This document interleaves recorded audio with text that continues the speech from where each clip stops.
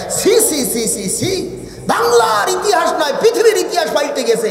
একদিনে 300 সংসদ সদস্য একসাথে পালায়, পৃথিবীর কোনো ইতিহাসে নাই। একদিনই 300 সংসদ সদস্য পাঠিয়েছে, 10,000 নেতা কর্মী এক চান্সে পাঠিয়ে গেছে। কোন দলের প্রধান কর্মীদের রেখে পালিয়ে চলে গেছে, পৃথিবীর ইতিহাসে কোনো দেশে নাই।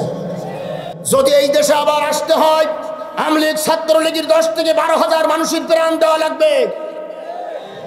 কিন্তু ওরা প্রাণ দেওয়া জাতি না, ওরা প্রাণ নেওয়া জাতি। সুতরাং ওদের এদেশে আসি আর লাভ হবে না।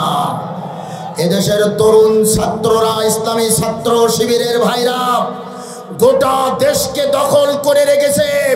কোন কন্যার থেকে তারা মাথা চাড়া দিয়ে উঠতে দেবে না।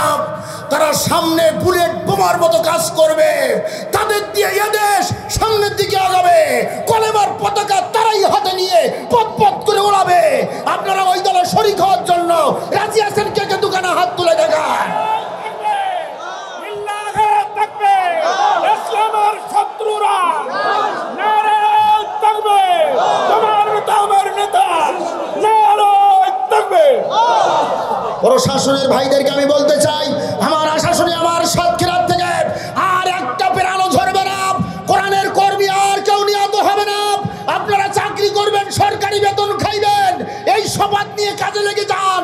আমরা আছি আপনাদের সাথে, জোরে বলেন ঠিক কিনা?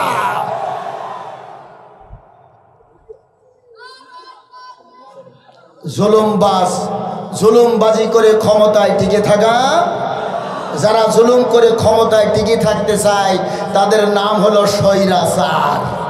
তাদের নাম কি? স্বৈরাচার। 1 নাম্বার হলো জুলুমকারী, 2 নাম্বার দেখেন আমি গবেষণা করে বের করেছি, আপনার খুব ভালো লাগবে। 2 নাম্বার হলো যারা মূর্তি পূজারী, যারা মূর্তি পূজা করে, মূর্তি পূজার ব্যবস্থা করে দেয়, তারা হলো স্বৈরাচার। জোরগণ ঠিক কিনা? আমার ভাইরা গোটা দেশে মূর্তিতে সেয়ে গেছিল, মূর্তিতে সেয়ে গেছিল, ঘোড়ার ডিমের মূর্তিতে সেয়ে গেছিল। জোরগণ ঠিক কিনা? প্রিন্সিপালের মাথার পরে, শুধু মসজিদের ইমাম সাহেবের মাথার পরে ওইটা চলে নাই। তাও মসজিদে যেয়ে আমলিগের কিছু কিছু মহিলা নেত্রী ওই মেম্বারের ওখানে দাঁড়িয়ে কথা বলেছে, নাপাক নষ্ট মহিলা ওখানে যে কথা বলেছে, ও লজ্জা শরম থাকলেও মসজিদে উঠতো। কত বড় বেহায়া বেলজ্জা গিয়ে ওই জায়গায় ও নারী দলের কর্মী হয়ে মসজিদে দাঁড়াই কথা বলেছে। এটা পৃথিবীর ইতিহাসে নাই। জোরে কোন ঠিক কিনা? আমি যেগুলো বলছি পৃথিবীর ইতিহাসে নাই। ভাইরা আমার শোনেন, মূর্তি পূজা করে সারা বাংলাদেশ পূজারি করেছে। কসম আল্লাহর, ওই টাকাগুলো যদি গরিবের মাঝে দেওয়া হতো, কোটি কোটি টাকা, এদেশে একটা মানুষও গরিব থাকতো না। আমার ভাইজান রাজ সাহেব যত জায়গায় মাহফিল করেছি, 25,000-এর নিচে আমার হাতে দেয় নাই। 25, 30, 50, 1 লাখ টাকা পর্যন্ত গত মাহফিলই আমি দেখেছি। কি ঠিক কিনা ভাই? যদি এই টাকাগুলো মূর্তি বানাতেন, এই মসজিদ মাদ্রাসা, এই যে এতিমখানাগুলো এই টাকা পাইতো না। জোরে কোন ঠিক কিনা? আমার ভাইরা ও আমার বন্ধুরা, যারা মূর্তি পূজার ব্যবস্থা করে দেয়, যারা মূর্তি পূজারি হয়, তারা হলো স্বৈরাচার। দেখেন না, 14 বছরে তারা শুধু মূর্তি আর মূর্তি বানাইয়া রাখছিল। ছাত্র সমন্বয়করা 1-2 ঘন্টার ভিতরে ওই মূর্তিগুলো ধূলিসাৎ করে দিয়েছে। জোরে কোন ঠিক কিনা?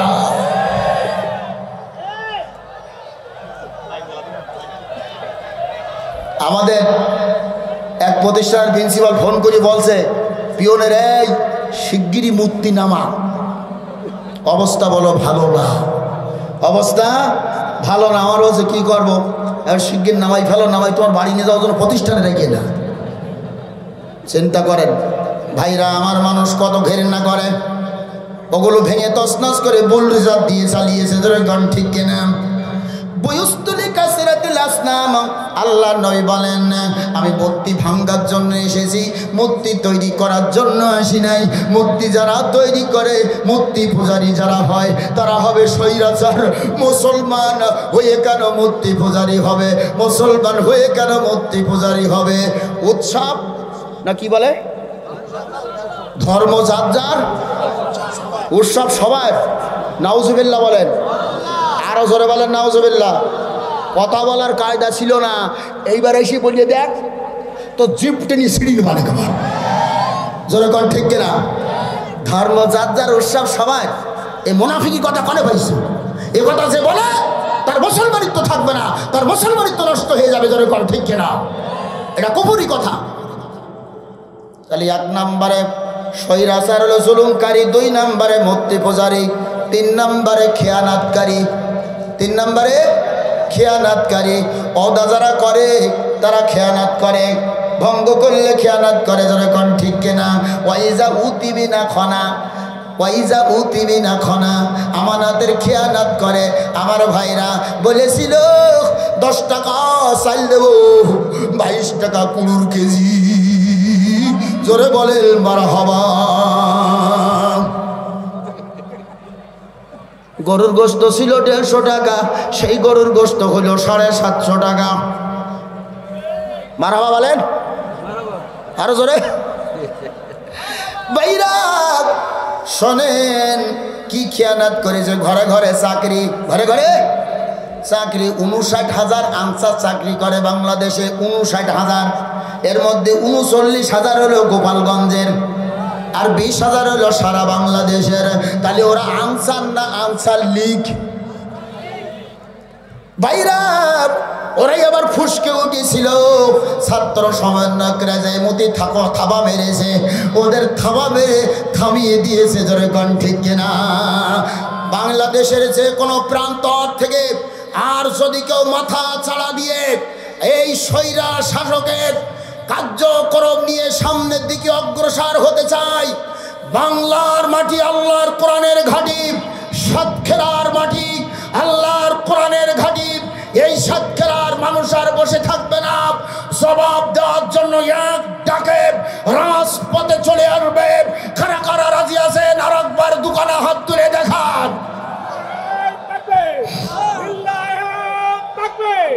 আমার নেতা, আমার নেতা, ইসলামের শত্রুরা নারায়ে তাকবীর। 3 নম্বরে আবার সামনের দিকে যেতে হবে। বক্তা আসার প্রায় সময় হয়ে গেছে, অল্প বাকি আছে আমার ভাইরা। 3 নম্বরে আলেম ওলামার প্রতি অন্যায়ভাবে গ্রেফতারি এবং ফাঁসি।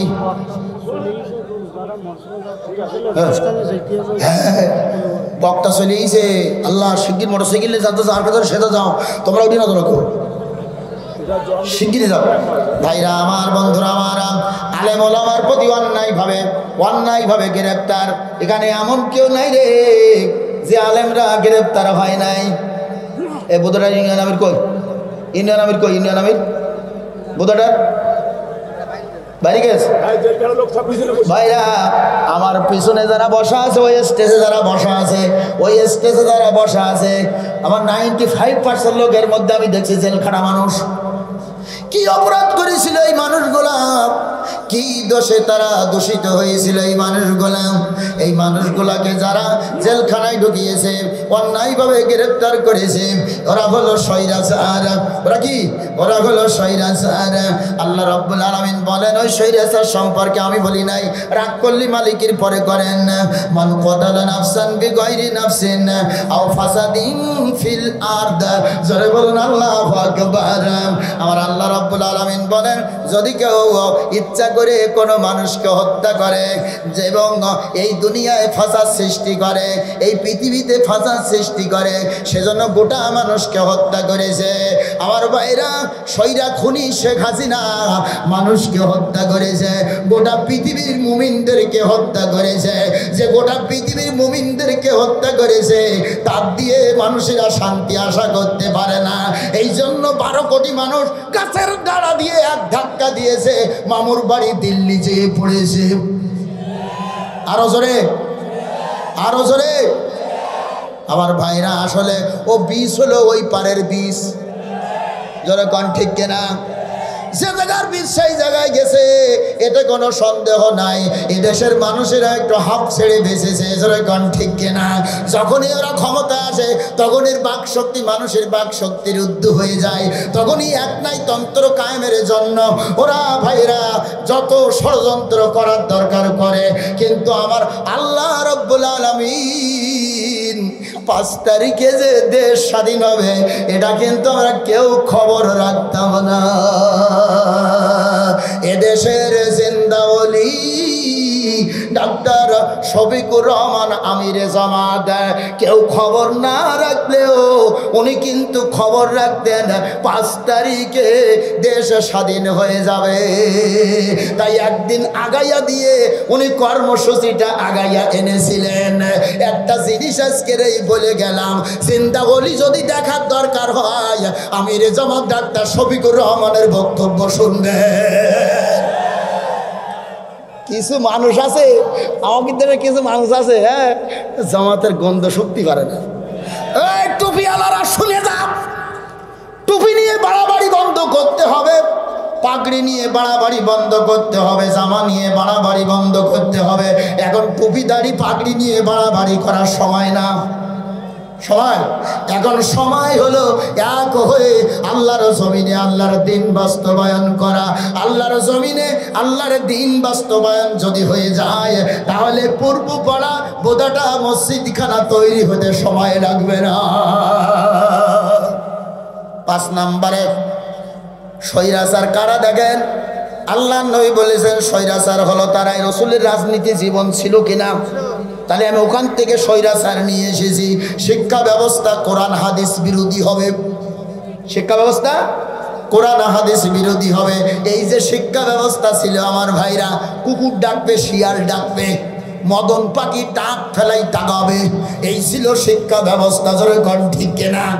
আল্লাহ মোবাইল খুলে দেয়, ঘাঙর ঘ এরকম বলতো, ও কি বলতে হুজুর ওই হবে নিষিদ্ধ দিকে, সামনে যেই আর কিছু পাবেন না। কি আশ্চর্য ব্যাপার আমার ভাইরা।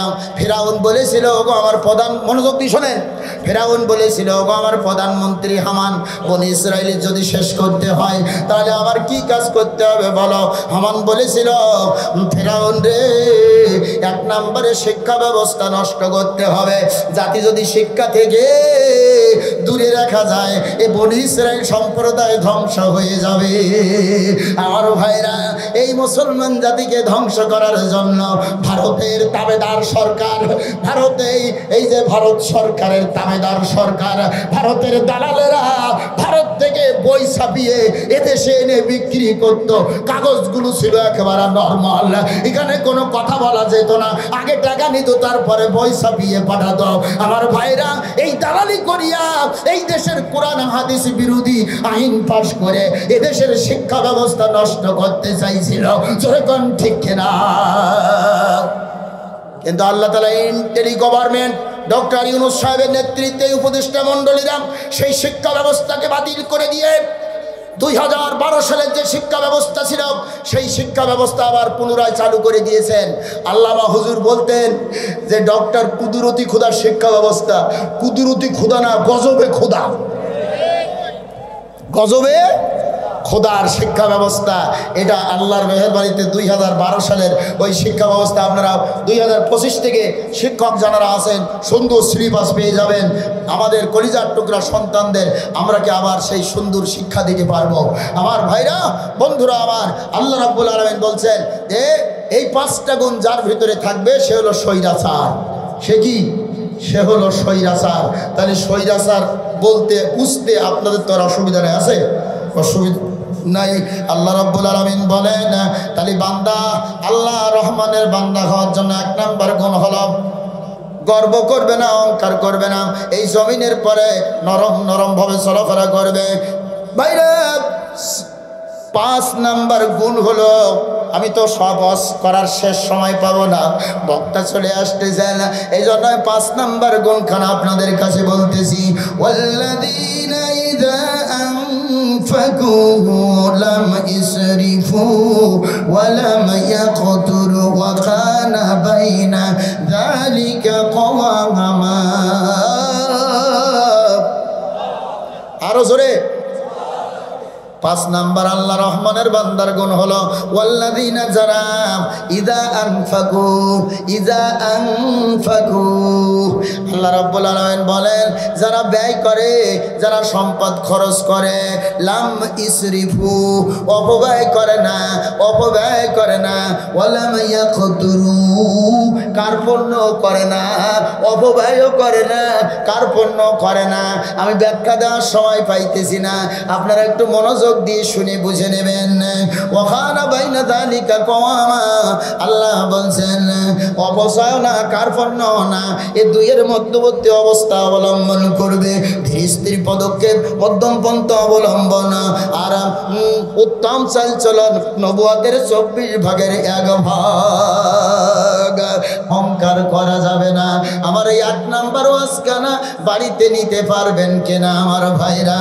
কারণ আপনি যদি গর্ব করে চলেন, আমার আল্লাহ ডাক দিয়ে বলছেন ওয়ালা তামশি ফিল আরদি মারহান ইন্নাকালান তাখারিকাল আরদা ওয়ালান তাবলুগাল জিবালা তুলা। খুব মনোযোগ দিয়ে শুনবেন। 17 নম্বর সূরা বনি ইসরাইল আয়াত নাম্বার 37। আল্লাহ রাব্বুল আলামিন বলছেন ওয়ালা তামশি ফিল আরদি মারহান, খবরদার খবরদার এই জমিনের পরে গর্ব অহংকার করে চলো না। টাকা থাকতে পারে, পয়সা থাকতে পারে, 2-100 বিঘি জমি থাকতে পারে, রাজবাইয়ের মতন ঘের বাড়ি থাকতে পারে, কিন্তু খবরদার যেন গর্ব অহংকার করে চলো না। ইন্নাকালান তাখারিকাল আরদা, তুমি গর্ব করে অহংকার করে এই জমিন চিরে খাল বানাতে পারবে না। ওয়ালান তাবলুগাল জিবালা তুলা, আবার ওদিকে ওই পাহাড়ের উচ্চ শিখরে তুমি উঠতে পারবে না। জোরে চিৎকার দিয়ে বলো সুবহানাল্লাহ। ইন্নাল্লাযীনা কাযযাবু বিআয়াতিনা ওয়াসতাকবারু আনহা লা তুফাত্তাহু লাহুম আবওয়াবুস সামাই ওয়ালা ইয়াদখুলুনাল জান্নাহ হাত্তা ইয়ালিজাল জামালু ফি সাম্মিল খিয়াদ ওয়া কাযালিকা নাজজিল মুজরিমিন। এবার কার? আরো জোরে বলেন কার? আল্লাহর কথা শুনতে খারাপ লাগে? যতক্ষণ থাকবেন কোরআন আর হাদিস শুনবেন। কোনো হাবিজাবি কথা আজকের বলতে চাই না। অন্য মাহফিলি শ্রোতার আজকে শ্রোতা ভাইরা আবাস নাই গিরিত শ্রোতা, আজকে শ্রোতাগুলো সব বীজদান মার্কা শ্রোতা। এই বীজদান থেকে সারা গজাবে। সুবহানাল্লাহ বলেন ভাইরা। আল্লাহ রাব্বুল আলামিন বলছেন নিশ্চয়ই যারা আমার আয়াতকে মিথ্যা সাব্যস্ত করবে, ওয়াস্তাকবারু আনহা, গর্ব অহংকার করবে, গর্ব অহংকার করে আল্লাহর কোরআন থেকে দূরে থাকবে, লা তুফাত্তাহু লাহুম আবওয়াবুস সামাই ওয়াল আরদ, আমি আল্লাহ তাদের জন্য আসমান এবং জমিনের রহমতের দরজা খুলব না। ওয়াল্লাযীনা কাযযাবু বিআয়াতিনা ওয়াসতাকবারু আনহা উলাইকা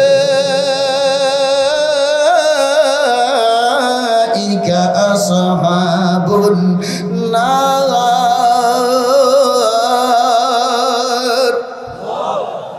ওয়াল্লাযীনা কাযযাবু, যারা মিথ্যা সাব্যস্ত করবে আমার নিদর্শনকে, গর্ব অহংকার করবে আমার এই নিদর্শন যার কাছে পৌঁছেছে যাওয়ার পরেও, উলাইকা আসহাবুন নার, এরা হবে জাহান্নামের অধিবাসী। আমরা কি জাহান্নামে যেতে চাই?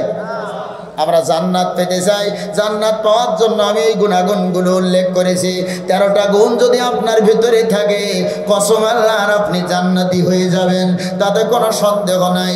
1 নাম্বার হলো জমিনের উপরে আপনাকে চলতে হবে, গর্ব অহংকার করা যাবে না। আমি হুরায়রা রাদিয়াল্লাহু তাআলা আনহু قال রাসূলুল্লাহ সাল্লাল্লাহু আলাইহি ওয়াসাল্লাম সালাসাতুন ইউকাল্লিমুহুমুল্লাহু ইয়াওমাল কিয়ামা ওয়া লা ইউযাক্কিহিম লা ইয়ানজুরু ইলাইহিম ওয়া লাহুম আযাবুন আলীম শাইখুজ জানি ওয়া মালিকুল কাযযাব আইনুল মুস্তাকবিরান রাওয়াহু মুসলিম আও কামা ক্বালা নবী সাল্লাল্লাহু আলাইহি ওয়াসাল্লাম। হুজুর আসা পর্যন্ত ঝাড়ি, কি বলেন ভাইরা আমার, বন্ধুরা আমার, আল্লাহর নবীর প্রিয় সাহাবী হযরতে আবু হুরায়রা রাদিয়াল্লাহু তাআলা হইতে বর্ণিত, ভালো করে শুনেন।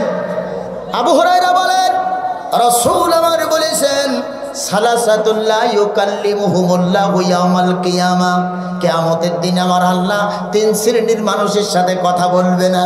কয় শ্রেণী? 3 শ্রেণীর মানুষের সঙ্গে কথা বলবে না। ওয়ালা ইউযাক্কিহিম, তাদেরকে পবিত্র করবে না। নুস মরি যাবানে আমলিক করা, কি বলেন?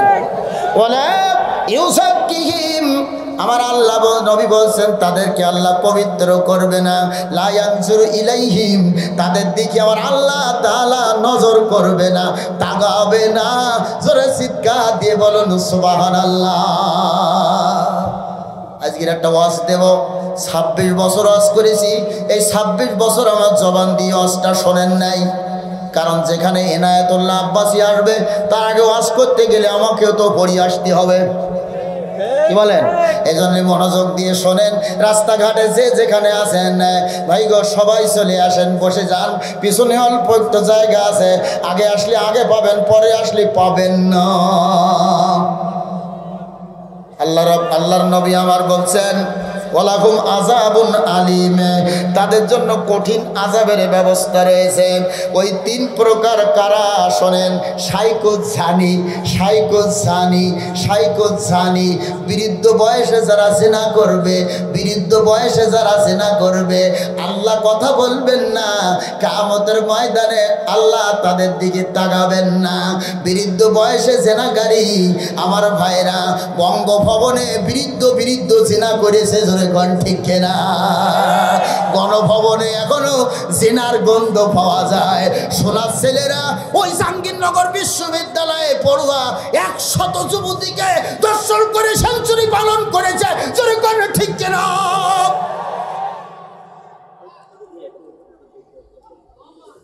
বৃদ্ধ বয়সে যারা জিনা করবে আমার আল্লাহ তাআলা কিয়ামতের ময়দানে তাদের দিকে তাকাবেন না। গোটা দেশে বিগত 16 বছরে জিনায় ভরপুর হয়ে গেছে। মোটর সাইকেলে 2 বারে 2 পাতে বসে, এ আমার বাপ দাদারা কোনো সময় দেখিল? আজকে রাশ থেকে 4-5 জনে দেখলাম। বাইরে একটু কমিয়েছে, কি বলেন? একটু কমেছে 5 তারিখের পরে একটু কমেছে, জোরে কোন ঠিক কিনা? আমার ভাইরা তাহলে বৃদ্ধ বয়সে জিনা করে, দেখেন বাড়ি নিজের স্ত্রী আছে, তারপরেও বয়স হলো 55, ঘরের দরজা ঠেলা বন্ধ করে নাই, ও আবার সমাজে বড় নেতা। আবার স্লোগান দেয় আমার নেতা, তোমার নেতা, অমুক নেতা চরিত্র ফুলের মতন পবিত্র, অমুক নেতা চরিত্র ও ডাস্টবিনে নিক্ষেপ করো। এই কথা বলে না কেন? হ্যাঁ, আমার ভাইরা জাতির পিতা ইব্রাহিম শেখ মুজিব ঘোড়ার ডিম, গলায় জোর নেই, ছোট্ট করে বলে, বেশি জোরে বললে আমার বাড়ি তো কি হবে?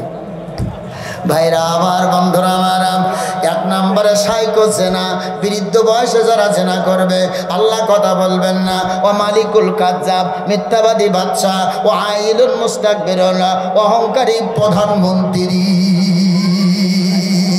এবার কিন্তু ওয়াজ জায়গায় এসে গেছে।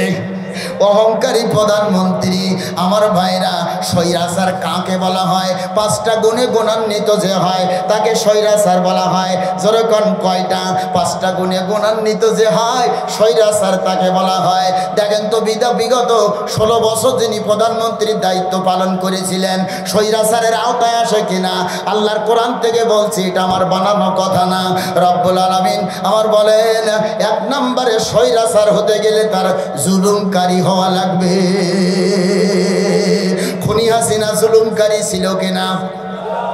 ওমান লাম ইয়াহকুম বিমা আনজালাল্লাহু ফাউলাইকা হুমুল কাফিরিন ফাউলাইকা হুমুল জালিমিন ফাউলাইকা হুমুল ফাসিকিন। যারা আল্লাহর বিধান অনুযায়ী নিজেরা চলে না, অন্যদেরকে চালানোর চেষ্টা করে না, তারা জালেম। তারা কি? তারা জালেম। আমার ভাইরা জুলুম করেছে। 1 নম্বরে জুলুম করে ইসলামী আন্দোলনের বড় বড় নেতাগুলা আমার ভাইরা বিনা অপরাধে ফাঁসির কাস্টে ঝুলিয়ে মেরেছে, জোরে কোন ঠিক কিনা? ভাইরা আজকের তাফসীর মাহফিল জানার কারণে নামকরণ করা হয়েছে তাফসীর মাহফিল। তিনি বাংলার আপামার জনসাধারণের হৃদয়ের স্পন্দন। 50,000-এর বেশি অমুসলিম যার হাতে হাত দিয়ে মুসলমান হয়েছে, 100-এর উপরে দেশে ভ্রমণ করেছেন। জননন্দিত মুফাসসির কোরআন পিরিজপুরের কৃতি সন্তান, বিশিষ্ট জাতীয় সংসদ সদস্য আল্লামা দেলোয়ার হোসাইন সাইদি রহমতুল্লাহ আলাইহি। যেরকম ঠিক কিনা? সেই মানুষটিকে এই জালেমরা ছাড় দেয় নাই। যেরকম ঠিক কিনা? যারা এই মানুষটি পর্যন্ত ছাড় দেয় নাই, তারা এদেশের কল্যাণ চায় না, এদেশের মানুষের ব্যক্তি স্বাধীনতা চায় না, দুর্নীতিমুক্ত একটা দেশ তারা চায় না। তারা এই দেশকে খেয়ে লুটিয়ে পুটে ওই কানাডায় বেগম পাড়া বানিয়ে এক এক মন্ত্রী 500 করে ঘর বানিয়েছে। আমার ভাইরা, এই বাংলার জনগণ তাদের জবাব দেওয়ার জন্য এখনো তৈরি আছে। ধরে কোন ঠিক কিনা?